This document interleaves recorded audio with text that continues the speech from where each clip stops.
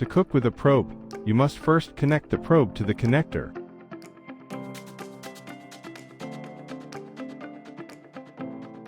Press the On button to access the home screen. In manual mode, we will modify the parameters temperature, probe, humidity and turbine speed.